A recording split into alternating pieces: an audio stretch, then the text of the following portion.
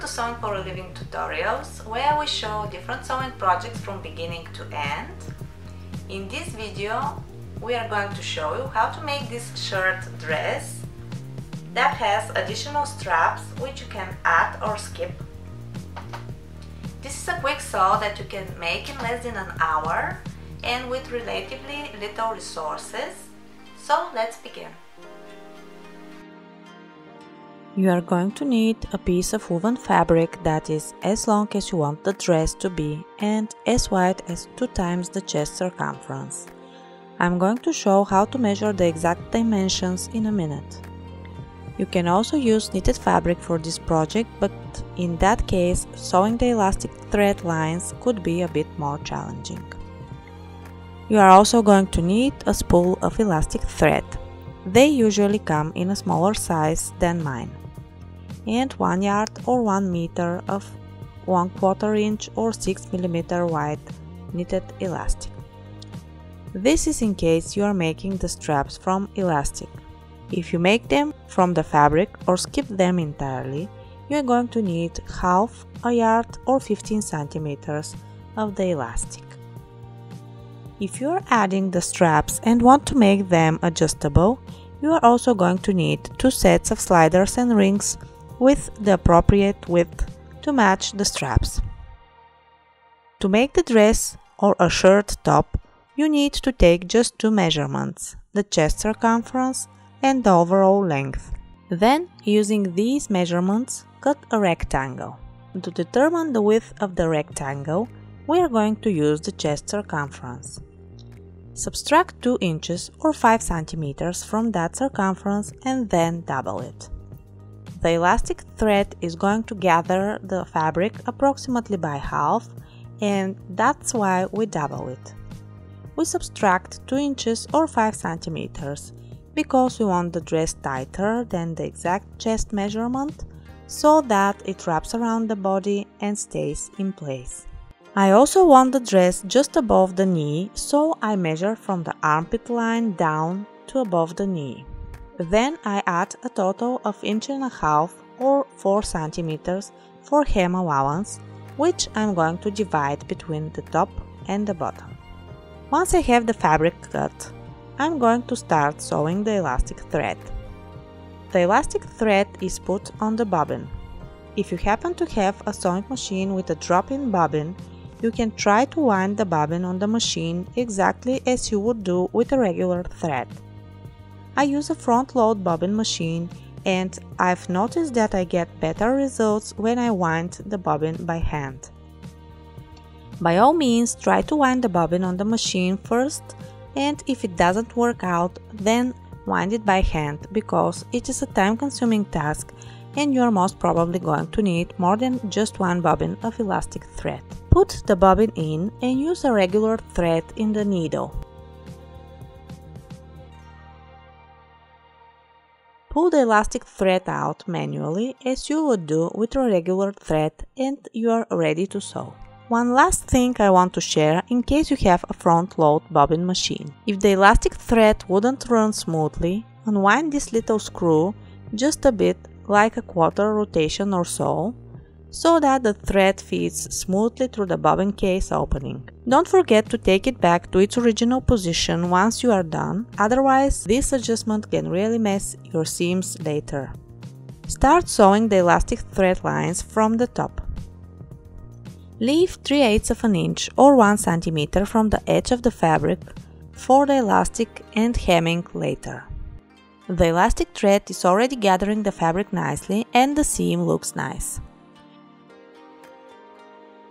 Sew all the way to the other side of the fabric.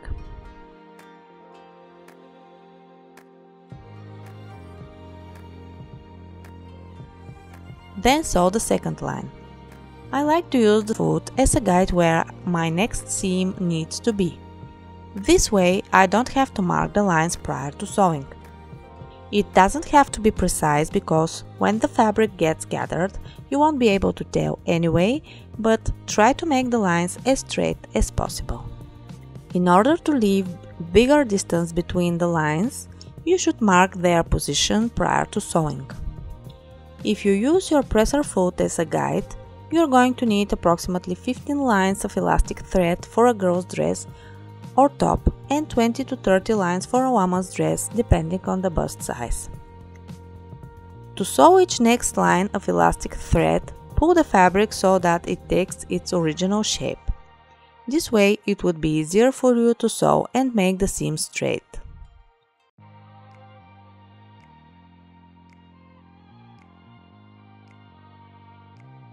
I'm going to make 15 lines, which is approximately 8 inches or 20 centimeters of shirred fabric. When I run out of thread, I start again making sure that the seams overlap a bit. Then I take both ends of elastic thread and make a knot on the wrong side in order to be sure that the thread won't get pulled off. Now that I have all 15 lines of elastic thread sewn, I'm going to measure and check if the fabric gathered enough. And the top part measures exactly 24 inches or 60 centimeters as we predicted. This means that the dress is going to fit the chest nicely. So we are going to move on and make the center back seam from the top all the way down to the bottom. I'm going to use the serger. You can use a straight stitch or zigzag. All of these will do, since this is a woven fabric and we don't need to make stretching seams. I've made the center back seam and the dress is starting to take form. One additional step I like to take is to pull the ends of the elastic thread and make a knot on each side so that it doesn't get pulled out later and spoil the gathering.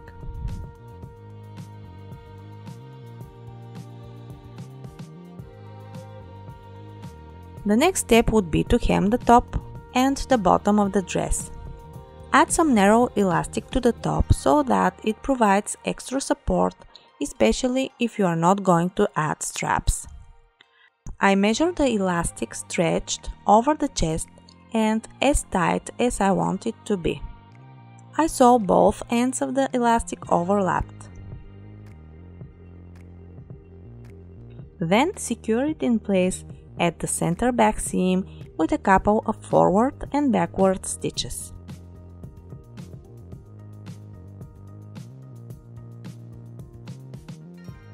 Once the elastic is attached to the fabric, pull them both so that half of the dress and half of the elastic align. You can put a pin here if you like.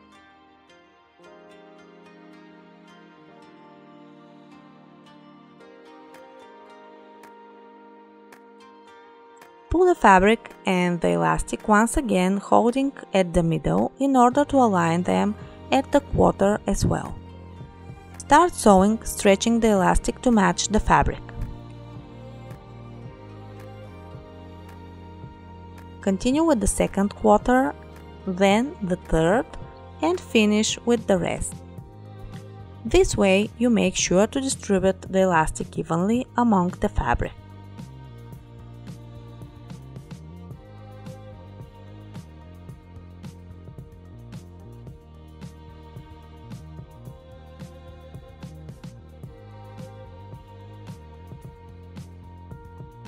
Once the elastic is attached all the way around, fold it once and top stitch to hem the top part of the dress.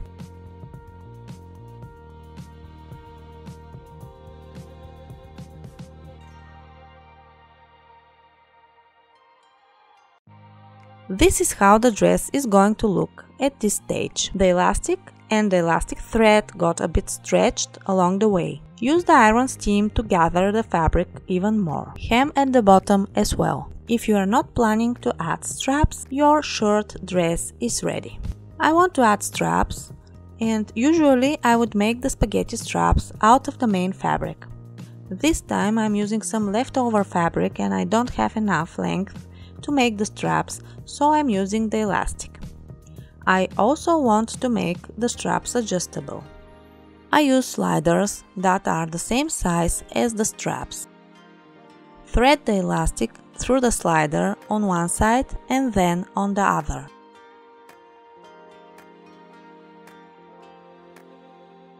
Sew the free end of the elastic to the other side of the slider and sew as close as you can.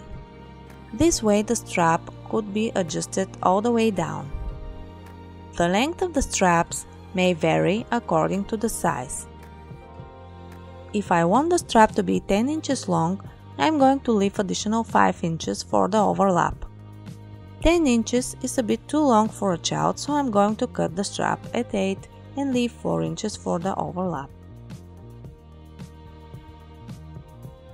Insert the ring into the free end of the strap.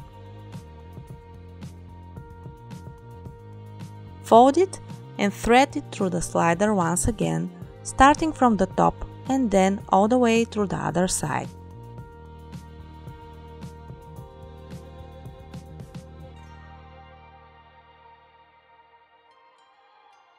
The adjustable strap is almost ready.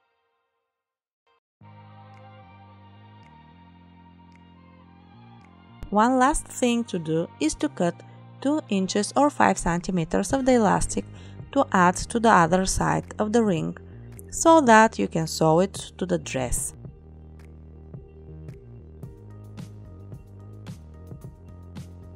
If you like, you may sew under the ring to keep everything in place.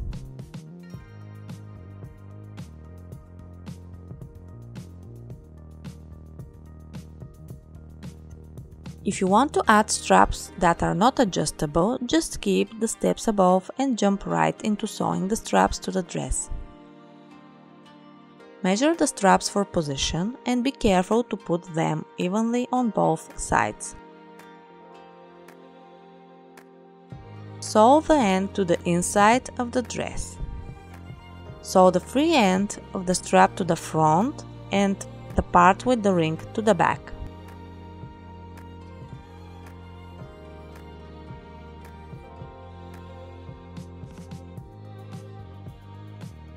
Here is how the dress looks with the straps on.